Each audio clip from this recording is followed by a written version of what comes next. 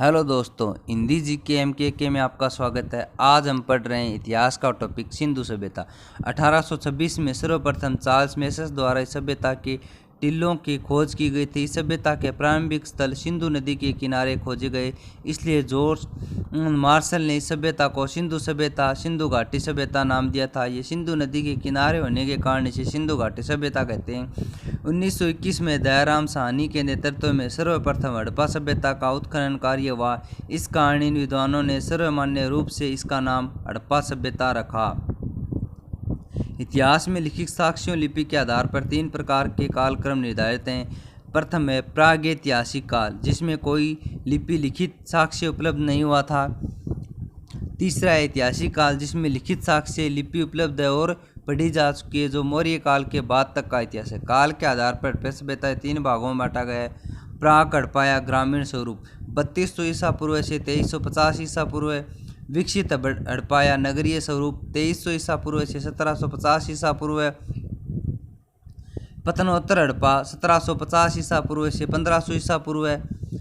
हड़प्पा सभ्यता के पतन का मुख्य कारण नहीं है जंगलों का नष्ट होना, प्रासंगिक विफलता, नदियों का मार्ग परिवर्तन, नदियों का सूख जाना। इस प्रश्न का उत्तर हम आपको आगे पढ़ाएंगे, इन्हीं में से मिलेगा। आपको यदि उत्तर पहले से आ रहा है तो कमेंट बॉक्स में दें। कर्नल टोड के गुरु का नाम ज्ञानचंद्र था। मिस्र और मेसोपोटामिया सभ्यता हड़प्पा सभ्यता की समकालीन सभ्यता है। सिंधु सभ्यता का नगर नियोजन दोनों सभ्यताओं से सर्वश्रेष्ठ है। सिंधु सभ्यता का नगर नियोजन किससे श्रेष्ठ बताया गया है? इन दोनों सभ्यताओं से श्रेष्ठ बताया गया है। अब देखो इसका विस्तार कहाँ से कहाँ था। सोरतगुई अफगानिस्तान से लेकर के देमाबाद महाराष्ट्र, प्रवाक नदी से,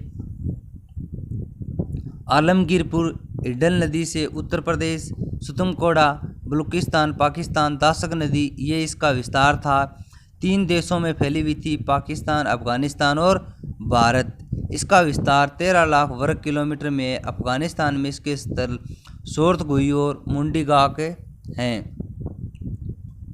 विश्व के इतिहास का जनक किसे माना जाता है मित्रों? देखो, विश्व के इतिहास का जनक हेरोडोटस को माना जाता है, जिसकी पुस्तक है डेस्टोकिया। भारत के इतिहास का जन्म मैगस्थनीज को माना जाता है, जिसकी पुस्तक है इंडिका, जो चंद्रगुप्त मौर्य के समय भारत आया था। राजस्थान का इतिहास का जनक कर्नल टोड को माना जाता है, जिसकी पुस्तक है annuls and antiquities of Rajasthan. Pakistan में हड़प्पा, मोहनजोदड़ो, चहुंदड़ो, लोहमजोदड़ो, कनेडीवाल, डेरा इस्लाम खां, डेरा गाजी खां, सतकोडोरो, सातकोट, बालाकोट, रहमान डेरी, मेहरगढ़, अलाहादीनो, ये स्थल कहाँ पाए गए हैं? पाकिस्तान में पाए गए हैं। भारत में जम्मू कश्मीर मांडा चिनाब नदी, पंजाब रोपड़ा बाड़ा संगोल, हरियाणा बनवाली मिथाथल, राजस्थान कालीबंगा, उत्तर प्रदेश आलमगीरपुर हिंडल नदी, गुजरात भारत में सर्वाधिक स्थल गुजरात में पाए गए हैं। महाराष्ट्र में देखो दोमाबाद प्रवरी नदी पर पाया गया है। हड़प्पा सभ्यता पाकिस्तान में पंजाब प्रांत को मोटे गोमरी जिले में रावी नदी के किनारे स्थित व इसका उत्खनन सर्वप्रथम 1921 में दयाराम साहनी के नेतृत्व में किया गया था। इसमें भारतीय पुरातत्व विभाग के महानिदेशक जॉन मार्शल थे। पुरातत्व विभाग की स्थापना 1861 में, इसमें प्रथम महानिदेशक अलेक्जेंडर कनिंघम थे। हड़प्पा सभ्यता में नगर सामान्य 2 भागों में विभाजित थे। कितने भागों में विभाजित थे? 2 भागों में विभाजित थे।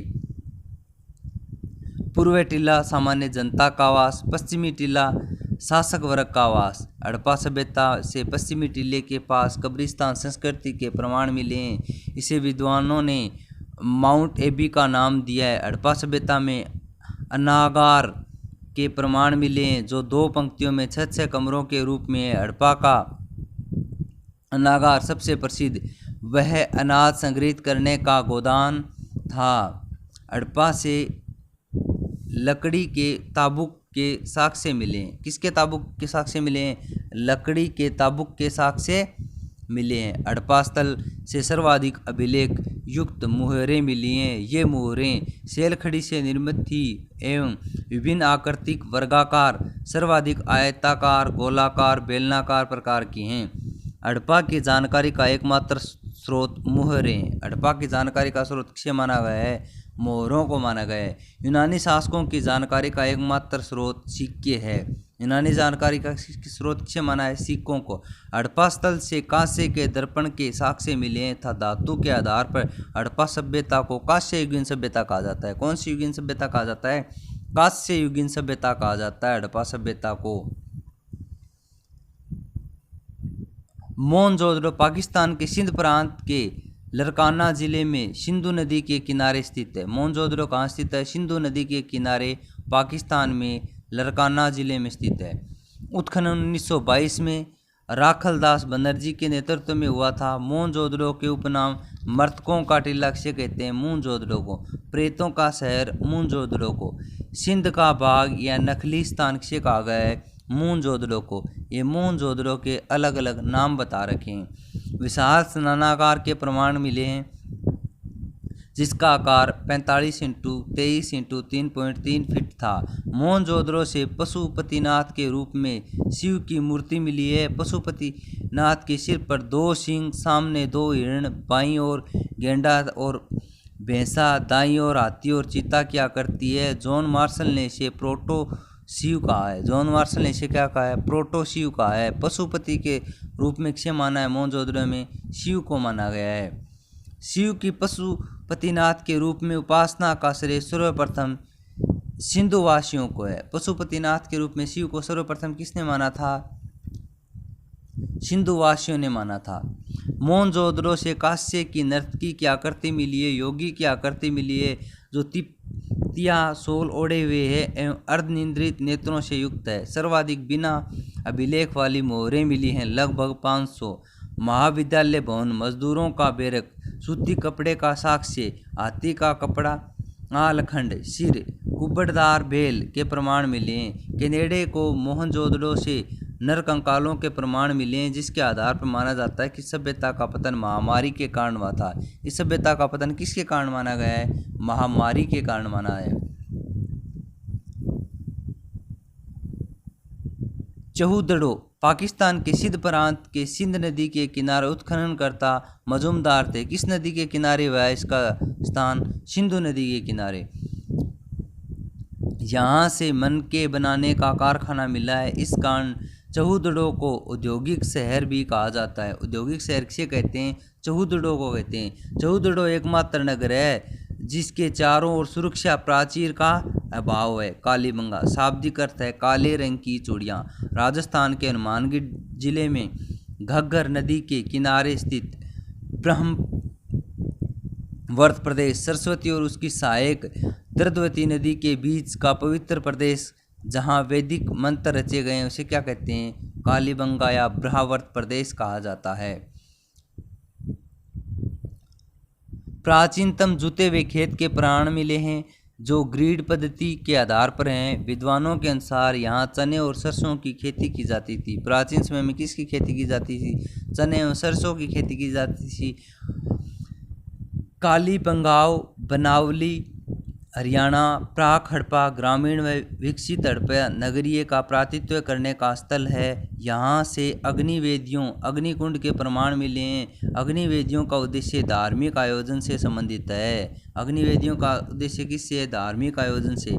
कच्चे मकान, लकड़ी की नालियाँ, मिट्टी का स्केल, ऊँट की ऊर्जा, भूकंप के साक्ष्य, शल्य चिकित्सा के साक्ष्य मिले हैं। डॉक्टर दशरथ शर्मा ने कालीबंगा को संपूर्ण सभ्यता की तीसरी राजधानी माना है।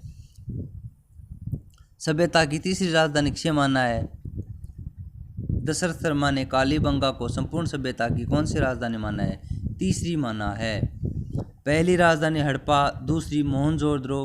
पिगट महोदय ने इन्हें जुड़वा राजधानी माना है। पिगट महोदय ने इसे क्या माना है? जुड़वा। पहली हड़प्पा, दूसरी मोहनजोदड़ो और तीसरी किसे माना गया है? कालीबंगा को माना गया है। निम्न में से असंगत कथन है। इस प्रकार के प्रश्न आएंगे। कालीबंगा ताम्रयुगीन सभ्यता थी। सिंधु सभ्यता ऐतिहासिक काल से संबंध था। इनका प्रिय पशु एक श्रृंगी बैल था, नहीं था। कपास का प्रथम उपयोग सिंधुवासियों ने किया, नहीं किया था। लोथल गुजरात के खंभात की खाड़ी के पास स्थित भोगवा नदी के किनारे। लोथल कहाँ है? भोगवा नदी के किनारे गुजरात में स्थित है। उत्खननकर्ता SR राव है। यहाँ से गोदीवाड़ा के साक्ष्य मिले हैं जो संपूर्ण हड़प्पा सभ्यता की सबसे बड़ी संरचना है। लंबाई 314 मीटर मानी जाती है एवं गहराई 3.5 मीटर है। यहाँ जहाज़ों के ठहरने का स्थान था। इस सभ्यता में स्थित महत्वपूर्ण बंदरगाह स्थल माना जाता है। लोथल से अग्निवेदियों के साक्ष्य मिले हैं। कौन से हड़प्पा स्थलों के समूह से अग्निकुंड के साक्ष्य मिले हैं? उत्तर होगा कालीबंगा लोथल। लोथल से फारस की मोहर के साक्ष्य मिले हैं। विनिमय प्रणाली पर आधारित व्यापार का प्रतीक है। लोथल से सुमेरियन नाव की आकृति मिली है। लोथल से नाप तोल के बाट मिले हैं एवं सिंधु वासियों के तोल का अनुमान 16 गुणक था। 16, 32, 64 किसके अनुपात में था? 16 के अनुपात में था। धोलावीरा शाब्दिक अर्थ है सफ़ेद कुआं। स्थिति गुजरात के कच्छ की खाड़ी में स्थित उत्खननकर्ता रविंद्र सिंह वेस्ट। एकमात्र धोलावीरा ऐसा नगर है जहाँ नगर 3 भागों में विभक्त थे। पश्चिमी टीला, मध्य नगर, पूर्वी टीला। धोलावीरा से खेल के स्टेडियम और साइन बोर्ड के साक्ष्य मिले हैं। जल प्रबंध के साक्ष्य मिले हैं। देमाबाद स्थिति महाराष्ट्र में गोदावरी की सहायक प्रवरा नदी के किनारे। हड़प्पा सभ्यता का सबसे दक्षिणतम स्तंभ। यहाँ से कांस्य के रथ की आकृति मिली है। शोरतगुई स्थिति अफगानिस्तान की स्वात नदी संपूर्ण सभ्यता का उत्तरी स्थल बिंदु। यहाँ से नहरों से सिंचाई के साक्ष्य मिले हैं। सुरकोटड़ा गुजरात का बंदरगाह स्थल। यहाँ से घोड़े की अस्थियों के साक्ष्य मिले हैं, लेकिन हड़प्पावासियों घोड़े से अपरिचित थे। हड़प्पावासी किससे अपरिचित थे? घोड़े से अपरिचित थे। घोड़े के बारे में कुछ जानकारी नहीं थी। बनावली हरियाणा नदी घग्गर। घग्गर नदी के किनारे बनावली मिट्टी के हल के नमूना गेहूं, जौ, सरसों, तिल के प्रमाण मिले हैं। रोपड़ पंजाब। सज्जल नदी उत्खननकर्ता यज्ञदत्त शर्मा। मानव के साथ कुत्ते को दफनाने के प्रमाण मिले। मानव के साथ कुत्ते को दफनाने के परिणाम कहाँ मिले हैं? रोपड़ पंजाब में मिले हैं। स्वतंत्रता के बाद खोदा गया प्रथम स्थल रोपड़ का वर्तमान राम रूपनगर है। सिंधु सभ्यता से संबंधित विभिन्न प्रकार की जानकारी हम अगले वीडियो में लेकर आ रहे हैं। धन्यवाद दोस्तों।